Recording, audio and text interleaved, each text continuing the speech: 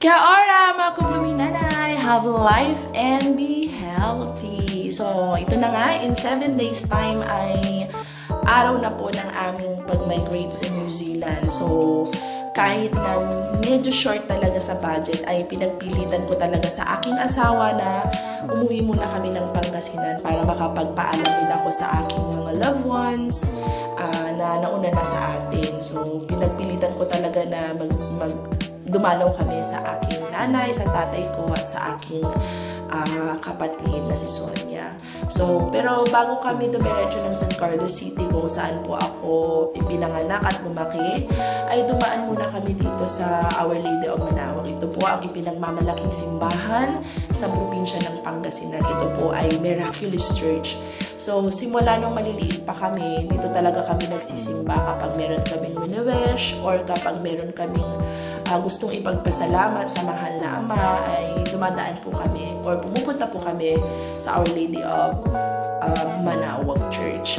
Lalo-lalo na noon na hindi ka ganun kabilis makapunta dyan dahil syempre kailangan mo ng enough na pera at napakahirap ng buhay noon. So, hindi talaga kami dito, parang hindi kami nakakapagsimba. Pag may special occasion lang, tsaka pag may extra budget ang aking nanay, saka lang kami nakakapagsimba dito sa church na ito dahil 2 bayan pa bago kami makarating dito.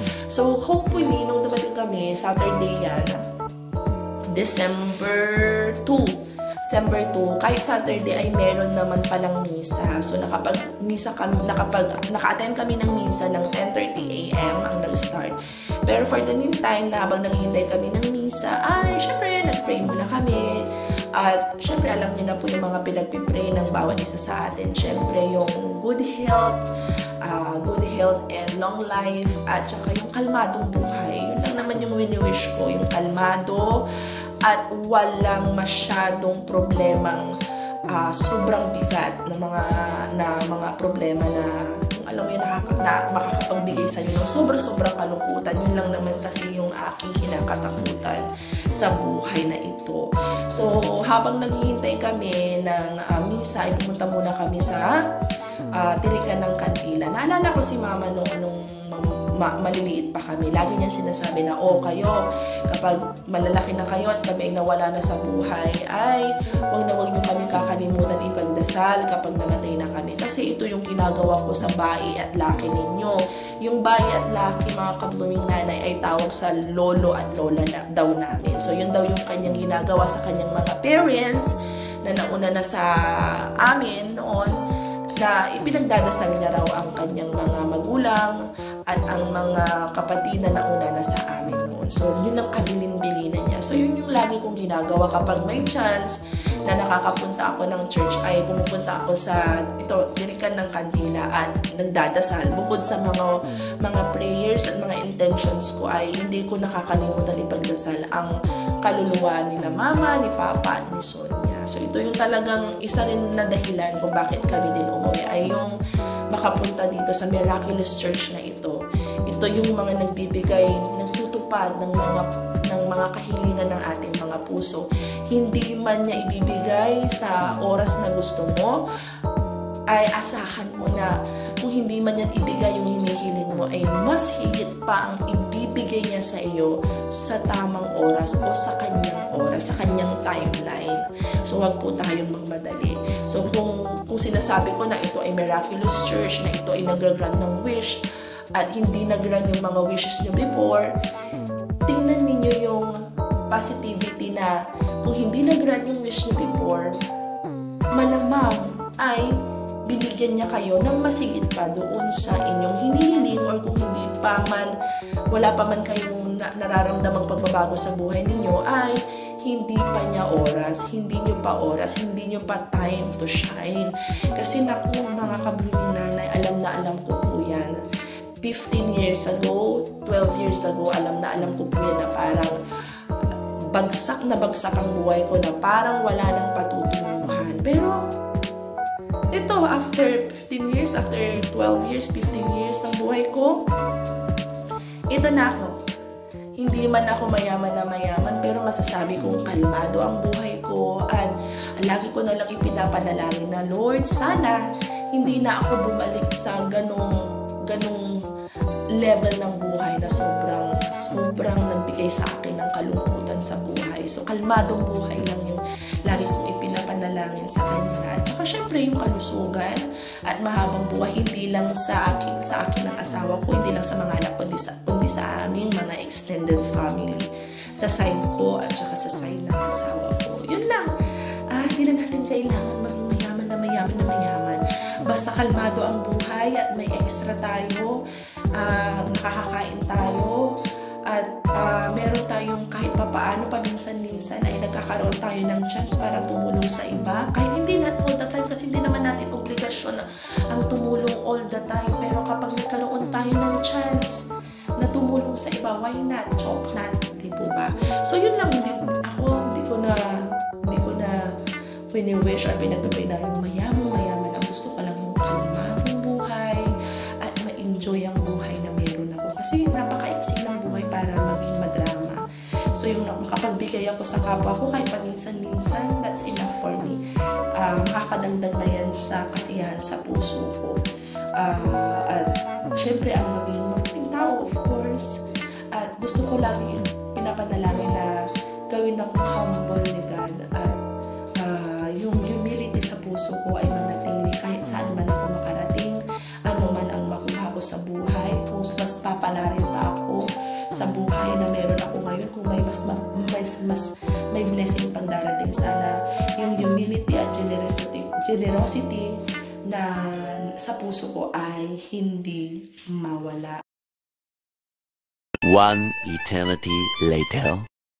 Irogon at harap nan Heso Kristo, akong palawa Diyos verbo, sukasalan, natujad mundo, ontan pa kumon.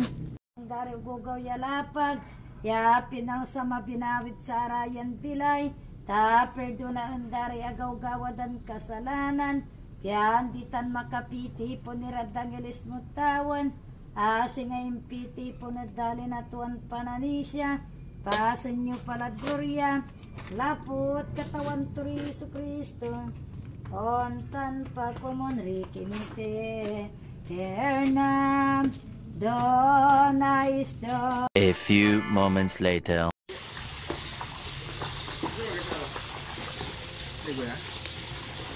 Ha? Sino gusto ice cream? Dito ka muna, dito. Ice cream. Ayan na, dali.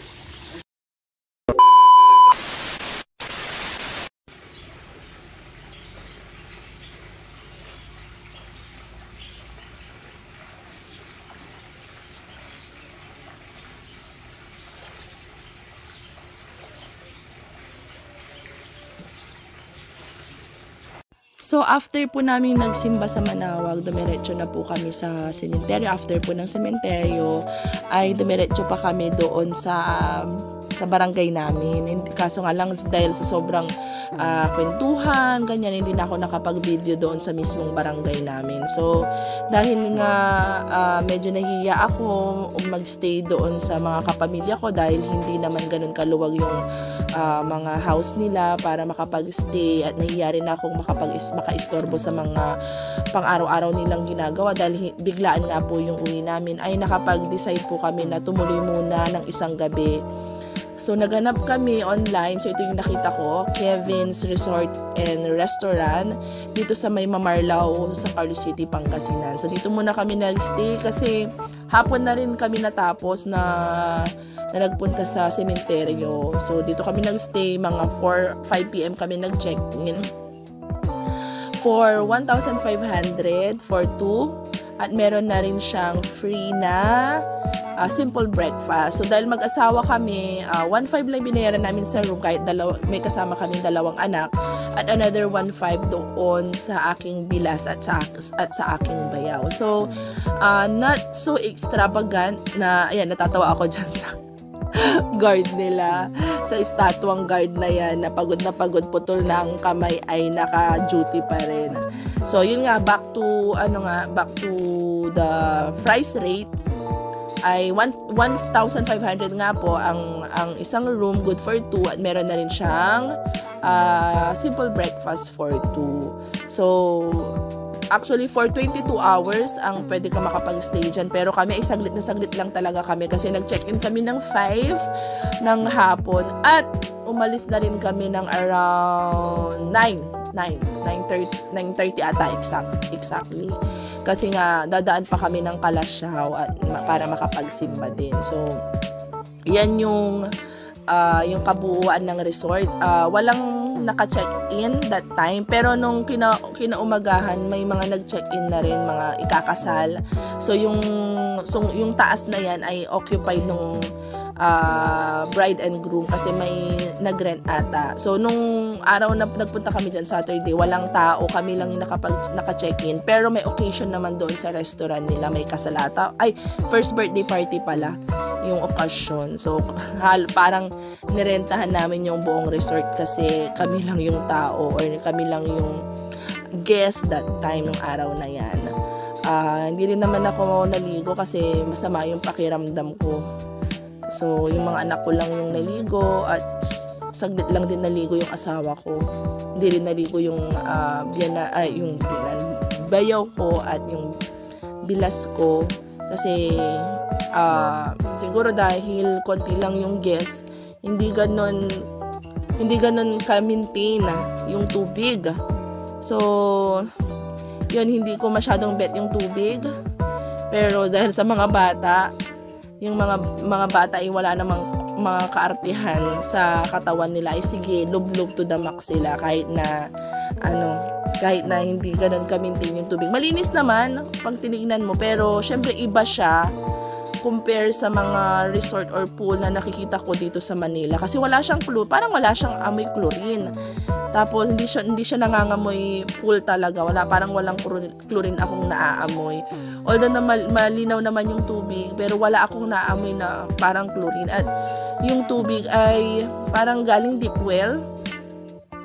Yun yung tingin ko. So, hindi ko alam kasi hindi naman po ako expert. Pero kung mag-stay ka for a tiring travel, for a tiring day from travel, ay okay na ito. Good for mga hindi maaarte na katulad namin. So, kapag nagta-travel ka naman, ay hindi mo naman kailangan ng extravagant na matutuluyan. So, good na good pa rin po ito. So, hindi ko lang nire-recommend, hindi ko rin masyadong nire-recommend lang yung pool nila dahil yun nga, hindi ko siya bet kasi ibang-iba siya sa pool na napuntahan ko na talagang mangangamoy chlorine at talagang makikita mo talagang safe kasi di ba pag may chlorine, safe po yun. Para sa akin po So, ito parang wala akong naamoy na chlorine na pwedeng magpatay ng bacteria or anything. So, actually, hindi ko rin naman pinagtagal dyan yung mga anak ko. Saglit lang sila. Yun lang.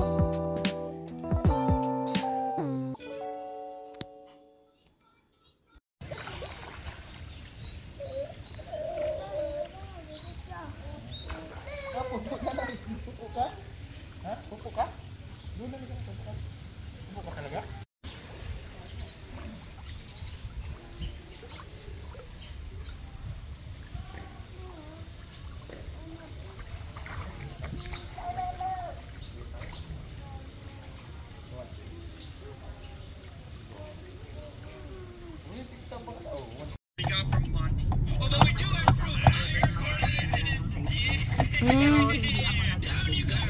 Ilang beses na ako pinagawa ni mama ng eyeglass. Eh di ba pag hindi mo ina-address nga, lalong umaano?